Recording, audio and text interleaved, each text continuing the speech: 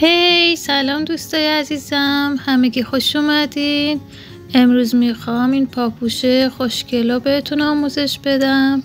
پاپوش قلاب بافیه، ایستایی خیلی خوبی داره و مطمئنم که از پسش برمیاد. اگه سوالی راجع به بافت این پاپوش داشتین حتما توی کامنت ها ازم بپرسید.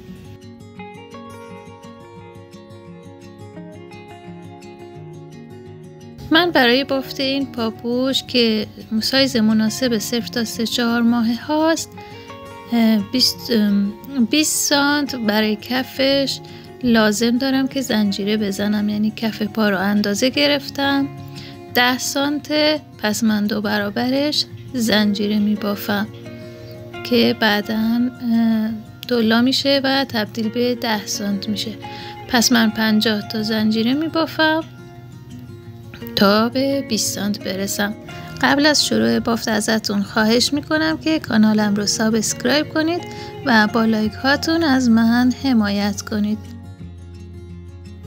خب من از کاموای الیز دارم استفاده میکنم. کاموای 2 رنگ هست، بافتش خیلی شیک در میاد و مشخصاتش هم اینه.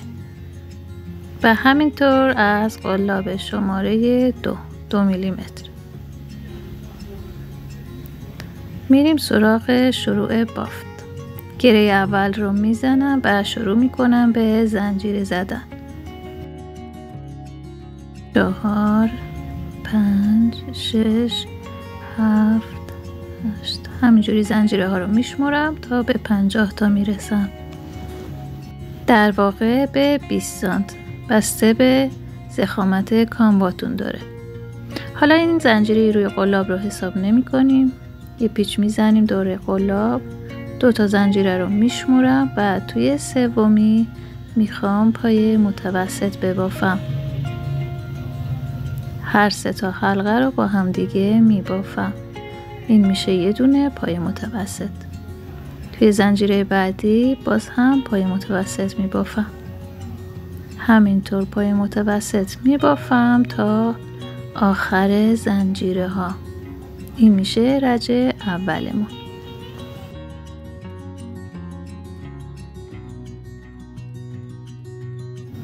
خب این دونه آخر رو هم میبافم و رج اولمون کامل میشه به این صورت. حالا میخوایم همین رج رو تکرار کنیم. 2 تا زنجیره میبافیم، کار رو برمیگردونیم. این 2 تا زنجیره خودشون یه دونه پای متوسط محسوب میشه، پس اولی رو نمی بافم. از کوک دوم شروع میکنم به بافت پای متوسط و همینطور ادامه میدم تا آخر رج.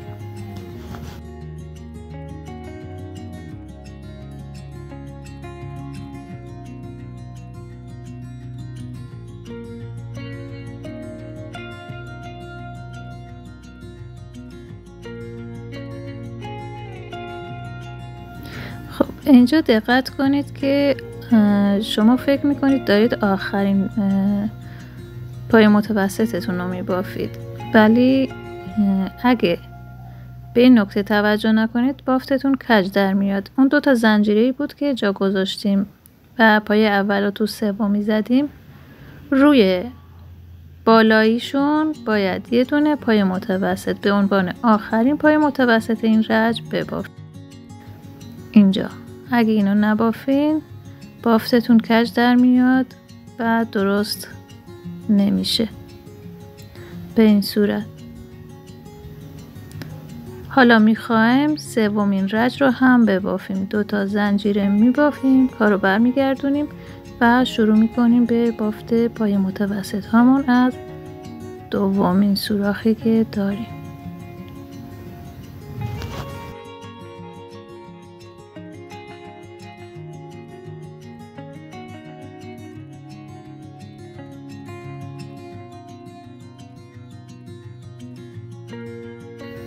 دوباره به انتهای رج رسیدیم.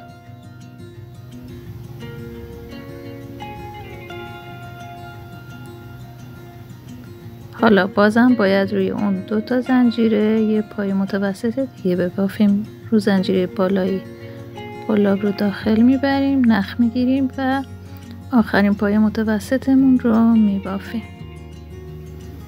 حالا 3 رج پای متوسط بافتیم. میریم سراغ شروع رج 4. یه زنجیره میبافیم، کارو برمیگردونیم و در کوک دومی میخوایم شروع کنیم به بافتن. یه پیچ میزنیم دور قلاب، یه بار نخ میگیریم، 2 حلقه رو میبافیم، دوباره از همون جا نخ میگیریم، 2 حلقه رو میبافیم و 2 حلقه آخر رو هم میبافیم. به این صورت.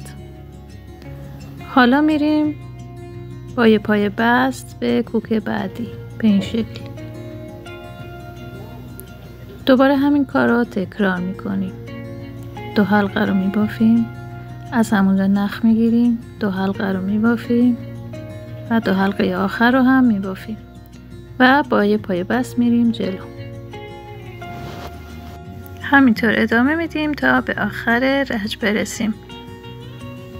یه گره ایجاد میکنیم و یه پای بست میزنیم.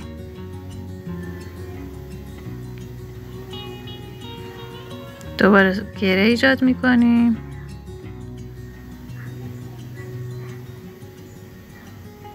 دو تا میبافیم و یه پای بست میزنیم.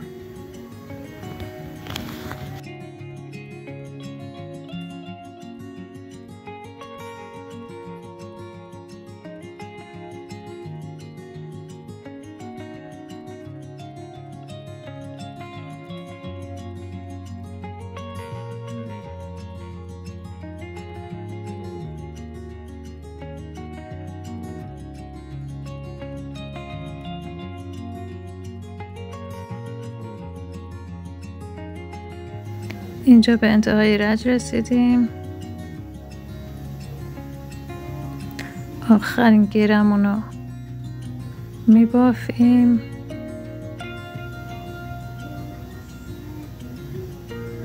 و به عنوان آخرین کوک دیگه پای بست نمیزنیم روی اون 2 تا زنجیره، یه دونه پای کوتاه میبافیم.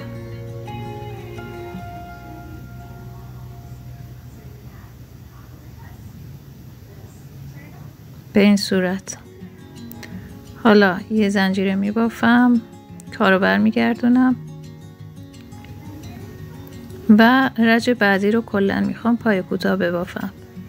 یه پای کوتاه میاد روی گرمون و یه پای کوتاه هم میره روی اون پای بستی که میزدیم بین 2 تا گره ها. روی هر کدومش یه دونه پای کوتاه میبافم تا آخر رج.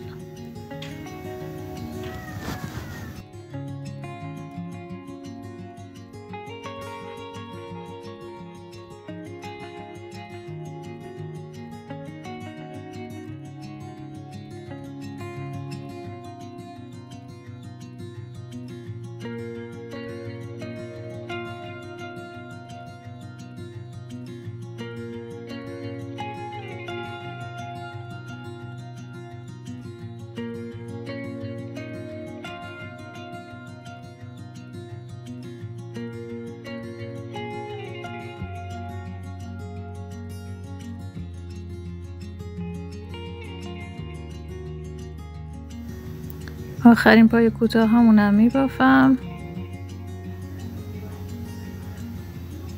این آخری رو فراموش نکنید که روی اون تک زنجیری که از اول رج زده بودیم باید یه دونه پای کوتاه ببافیم. یه زنجیره میبافم، کارو برمیگردونم و الان میخوام دوباره اون رج گره ها رو ببافم. پس یه پیچ میزنم، از دومی شروع میکنم، نخ میگیرم، 2 تاشو میبافم، دوباره نخ میگیرم، 2 تا میبافمشون و یه پای بست میزنم. دوباره یه گره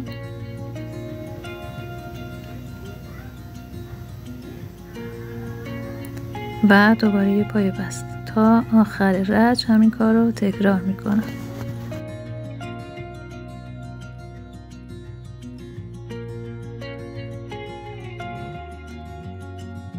این دو تا رج پای کوتاه گره رو تا جایی ادامه میدم که کل بافتم به 5 سانت برسه ارتفاعش. خب بافت من اینجا تقریبا به 5 سانت رسیده. 4 رج گره دارم و 3 رجم وسط های گره ها پای کوتاه زدم. 3 رج هم از اول که پای متوسط داشتم که جمعاً میشه 10 رج و اندازش تقریبا 5 سانته. شما بسته به ارتفاع پایی که براش با گوش میبافین رج ادامه بدین.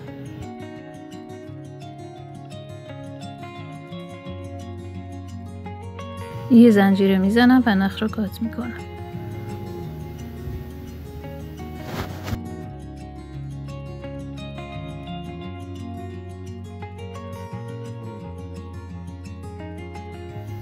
اضافه نخ رو هم به این صورت توی بافتم قایم میکنم و بعدا میتونید چسب حرارتی بزنید که دیگه اصلا از هم دیگه باز نشه. میتونید چسبم نزنید، همینجوری کافیه.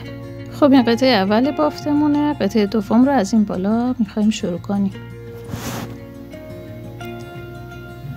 از همون کامبا یا اگه دوست داشتین از یک کامبای دیگه استفاده کنین، از یه رنگ دیگه یه گره بزنید. میخوایم پای متوسط کار کنیم. روی بافتمون دونه ها رو میشمریم و میخوایم از دونه 10 بافت رو شروع کنیم. 1 2 3 4 5 6 7 8 9 و 10. یعنی در واقع 5 تا گره رو بشمریم کافیه، چون هر گره شامل 2 تاست، یکی مال خودش و یکی پای بستی که زدیم. پس رو گره 5 میتونیم کار رو شروع کنیم. یه پای متوسط میبافیم و رو پای بست یه پای متوسط میبافیم.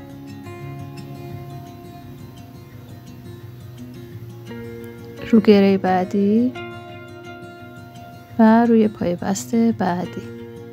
این کار رو ادامه میدیم تا به جایی برسیم که از آخر 9 تا دونه بافته نشه.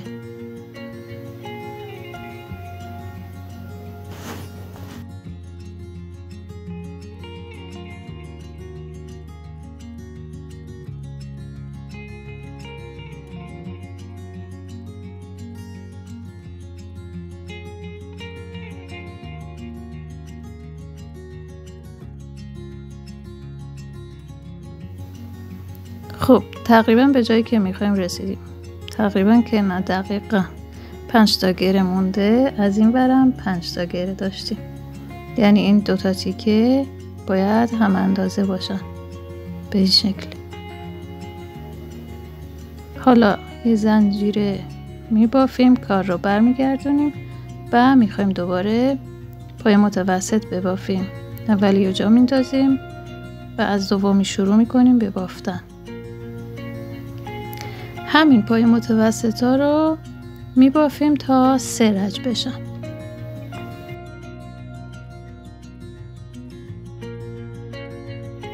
خب من رج بعدی رو بافتم. الان 3 رج پای متوسط بافتم. یه زنجیره میزنم و نخ رو کات میکنم.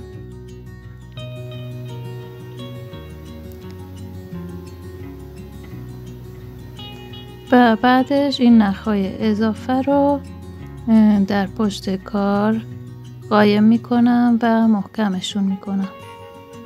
شما اگه دلتون خواست چسب بزنید، اگرم نه که لازم نمیشه.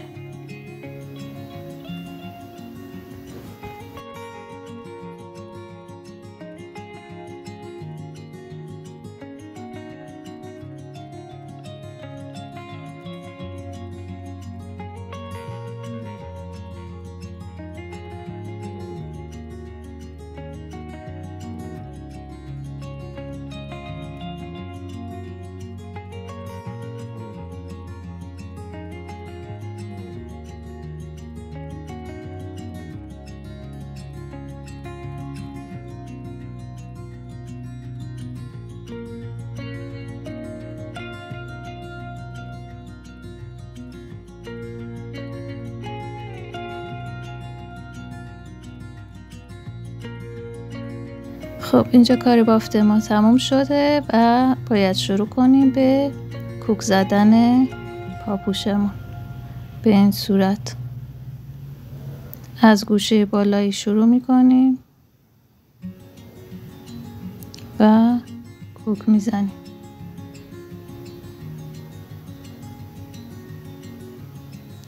اینجا یه گره میزنم، محکمش میکنم و شروع میکنم به کوک زدن.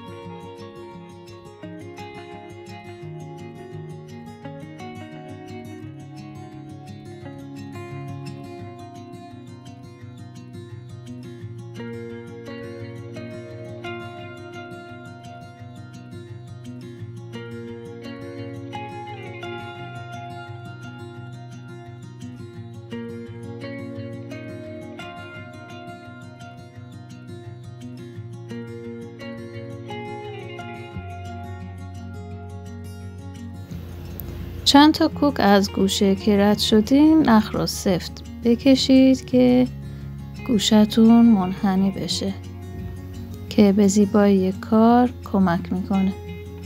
قشنگ سفتش کنید و کار کوک زدن رو ادامه بدید تا به گوشه بعدی برسید. از گوشه بعدی هم که رد شدید همین کار رو تکرار کنید.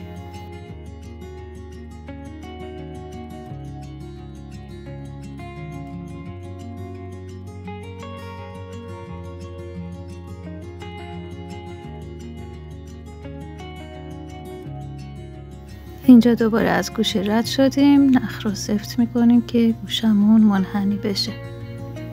قشنگ سفتش کنین و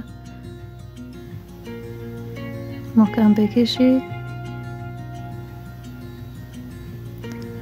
ببینید منحنی شد و بعدش به کوک زدن ادامه بدید تا تقریبا به 1-2 سانت آخر کار برسید.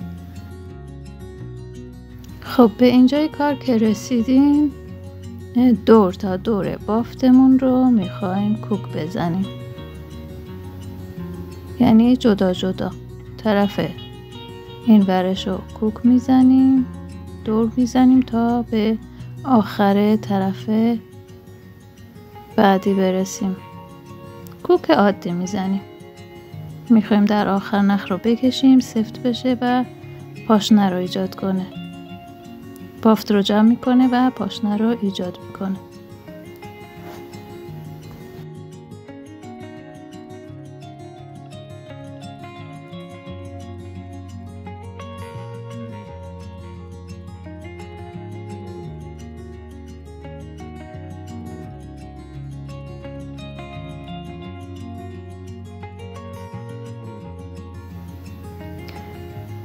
اینجا کامبا رو میکشیم، پاشنه جمع میشه و چند تا کوک اضافه میزنیم که محکم بشه و از هم دیگه باز نشه و در نهایت گرش میزنیم و نخ رو کات میکنیم.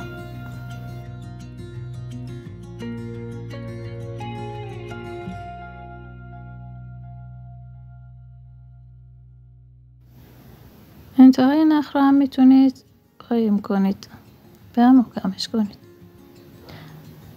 حالا پاپوش ما کامل شده، برش میگردونم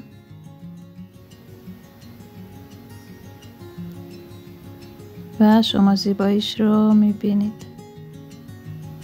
چقدر جذاب و کیوته. البته شما از نخ همرنگ کف استفاده کنید برای کوک زدنش که زیباییش بیشتر بشه. پیستایش رو ببینید دوستان، خیلی کیوته، عاشقش میشید. نکته‌ای که هست اینه که ممکنه برای ساق پای نوزاد بزرگ باشه، گشاد باشه و شما نگران باشید که از پاش در بیاد. در نتیجه میخوام یه بند درست کنم و دور تا دور این بکشمش که بتونین ببندین و نگران نباشید. چند تا زنجیره زدم، فکر کنم 50-60 تا زنجیره زدم و اینجا به صورت کوک زدن وصلش میکنم به ساق پاپوشمون که بعداً بتونید ببندینش و خیالتون راحت باشه.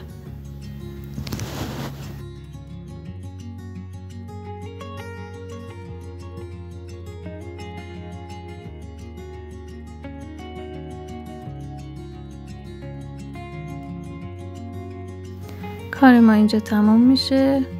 شما این بند رو میتونید طوری وصل کنید که از جلو ببندینش و یکم بلندتر زنجیره ها رو درست کنید که پاپیانی ببندینش. امیدوارم ببافید و دوست داشته باشید. لطفاً با لایک هاتون از من حمایت کنید.